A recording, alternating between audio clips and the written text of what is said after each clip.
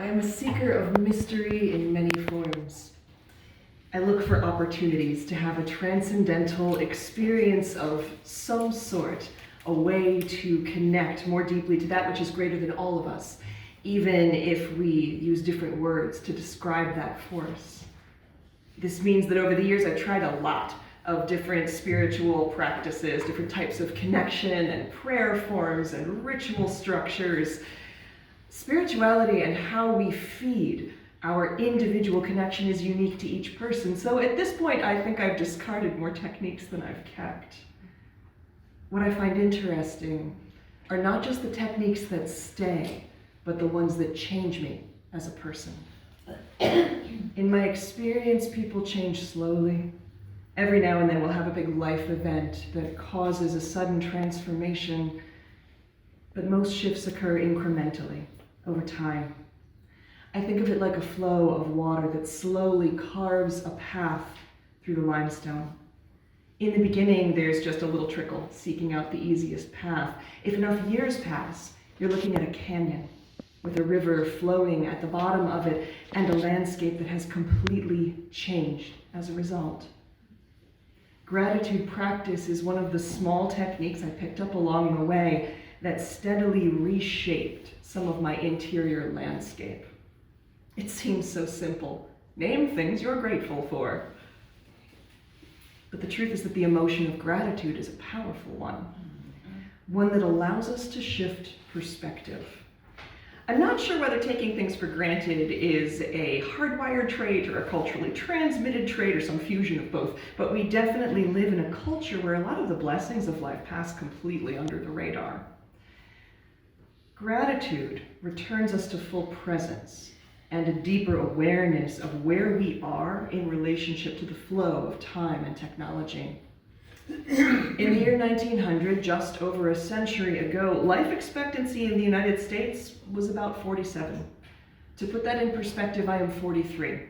100 years ago, I would be winding up my time here rather than just getting to the best part of my life right now. Our ancestors of place, those who lived here in Hagerstown, would have been stocking up heavily for winter right now and already rationing firewood and coal. Staying warm when the cold winds blow would have been at the forefront of their thoughts. In those days, ink sometimes froze. Pictures would shatter overnight.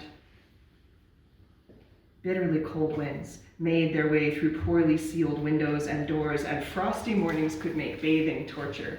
And we're not talking about a huge span of time between then and now. My late grandmother saw the advent of the automobile and could remember when her home got electric light. But the narrow perspective that most of us bring to the world means that although our recent ancestors struggled with challenges that we have never and most likely will never face, we forget that. It's so easy to focus on the challenges rather than the blessings. Gratitude practice points at that juxtaposition, the reminder that our grandparents would marvel at the things we can take for granted now. That although our world contains myriad challenges, some of them horrifying, it also contains incredible beauty, power, pleasure, and ease. My gratitude practice has helped soften my edges. I remember what a wonder central heat and air are, and how good it is to sleep in a bed in a home that is safe and sturdy. It reminds me again and again how lucky I am to be here at all. It keeps me present to what a blessing it is to have limbs that bend and move easily and organs that mostly do what I tell them to. At early middle age, I've already lost quite a few friends to ravaging diseases and sudden tragedies. Gratitude practice reminds me that the privilege of living is not evenly applied to all of us. It causes me to treasure this fragile, beautiful existence more intensely because I am more aware of how easily it can slip away. My gratitude practice has made me a better person, I think, and a less grasping one in a culture that constantly pushes consumption and the idea that what you have is somehow not enough. Gratitude practice calmly and quietly speaks of the abundance and joy that is already present in your life. It helps turn down the volume on the conspicuous consumption megaphone. When you want what you already have, you are less vulnerable to the messages of capitalism. One often overlooked aspect of gratitude that I really wanted to talk about today is the way it builds resilience. Our ability to recover from the various slings and arrows of life hinges on a belief that things can and will get better somehow. Without resilience, this wild, strange existence can shatter us. Gratitude practice begins to shore up an inner store of strength. When someone can find a reason to feel gratitude and the joy and pleasure that often accompany it, they become less fragile. We can still be knocked down, no question, but we start to get up a little bit faster. That inner core of strength and hope helps us get back up. And even when we are on the floor cradling a broken heart, we know that we won't be there forever. It's a powerful bit of light to carry. Conscious gratitude practice feeds our inner illumination, our knowledge that even on bad days, there are sources of joy in our lives. There's a reason that conquerors always try to suppress the joy of those that conquer. Joyful people are harder to control. Joyful people, those who carry that inner store of light and resilience, are better able to overcome and adapt quickly. Solutions and workarounds are easier to find when we haven't given up. And gratitude practice is one way to keep that inner fire burning. With every light comes shadow, though, and most tools can also be weapons. The techniques around gratitude practice can be used to harm when they are supporting spiritual bypassing. And if that's a new term for you, spiritual bypassing is when someone uses spiritual explanations and language to dismiss or avoid complicated emotions. An example would be someone mourning the loss of a loved one and a friend responding that the mourner should be grateful that they got to experience the relationship at all. That response dismisses and downplays and even shames the pain that the mourner is in. It bypasses the very real, complicated human experience unfolding in the moment. Gratitude can be used to meet those moments, but more in the sense of feeling grateful that someone chose to share their authentic, tender self with you. We can be grateful and also sit with discomfort, grief, and pain. Gratitude is something we feel in addition to the emotions present, rather than instead of them. And this is the vital balance for gratitude-building resilience. We must not use gratitude to brush away our uncomfortable emotions or attempt to bury the complex, challenging situations around us. Using gratitude in that way ultimately makes us more brittle. Eventually, whatever shadows we've been wrestling will finally no longer be ignored and can shatter the fragile layer of glitter that we have attempted to cover them in. At its best, gratitude allows our perspective to expand. Yes, family tensions are running high, but I am also grateful to be with the people I love. Yes, the war in the Middle East is horrifying, and I am also grateful for the voices of reason and compassion that are pushing back on the narrative of violence. Yes, climate change is terrifying, and I am also so grateful to be alive in this beautiful world with the opportunity to be part of the solution. Yes, and. Yes, and. The benefits of gratitude practice on our minds and moods are so potent that a good deal of research has been done on gratitude. One of the things that researchers uncovered is that how long we sit with the emotion of gratitude makes a big difference. It's easy to simply list our gratitudes, right? To touch on that feeling for a moment and then move on to something else. However, the impact of gratitude practice on state of mind becomes more profound when we choose to linger on the gratitude we're experiencing. So I'd like you to take a moment right now to check in with yourself. You can close your eyes or bring them to a half gaze, whatever's comfortable for you. And just take a few deep breaths.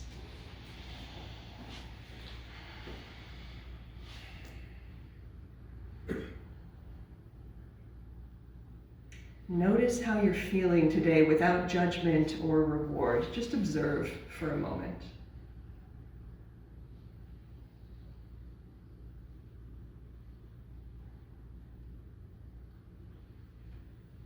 Now, think of someone or something for whom you are grateful and try to choose a recent experience if possible.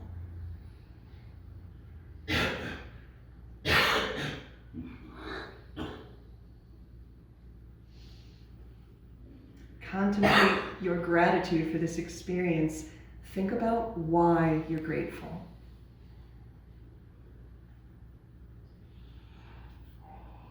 Notice where you feel that particular gratitude. Where do you feel it in your body? Where do you feel it in your mind? Allow yourself to be fully present to the experience of gratitude.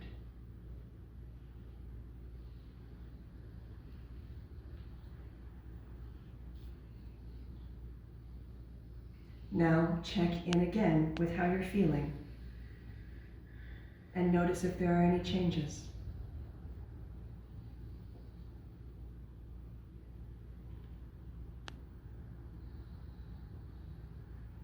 You can gently open your eyes whenever you would like to.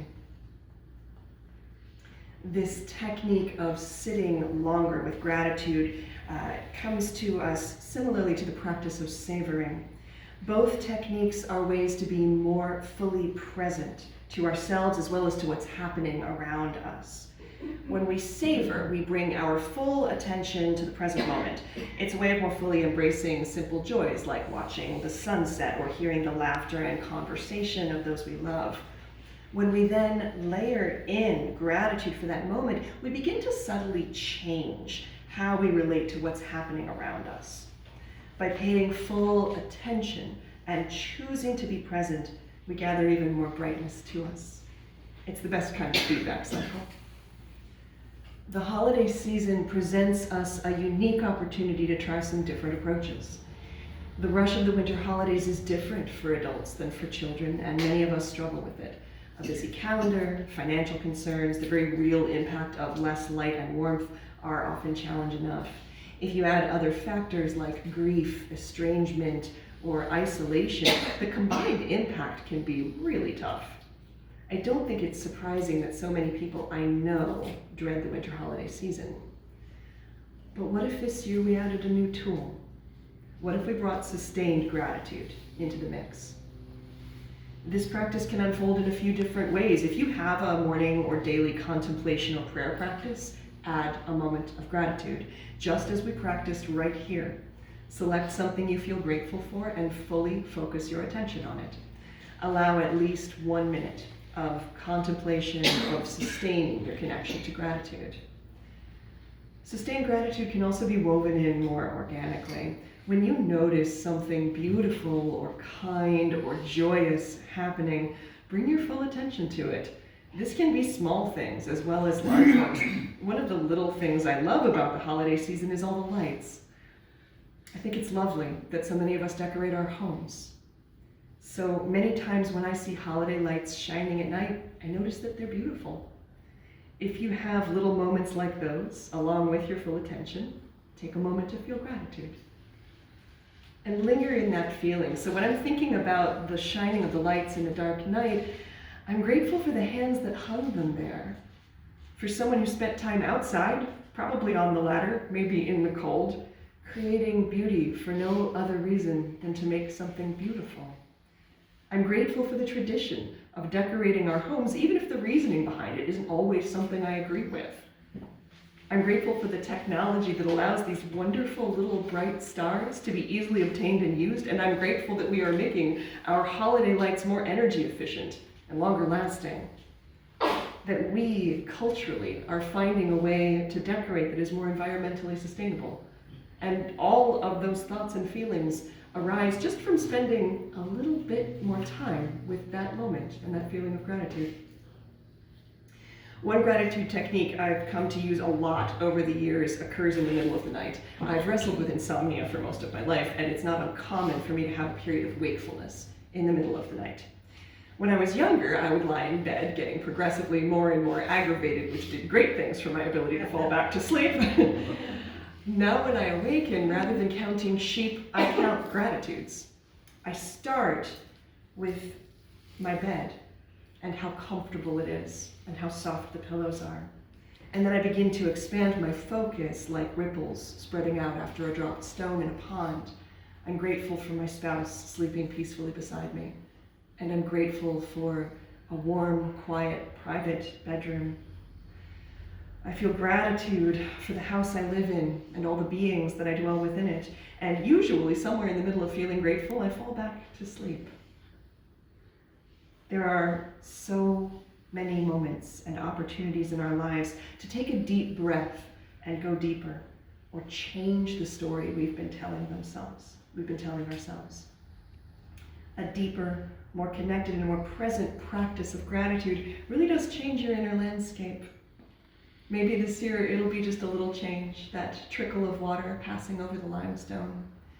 But don't be surprised if in a few years your inner landscape is different, with a flowing stream, bringing light and warmth and profound connection wherever it passes.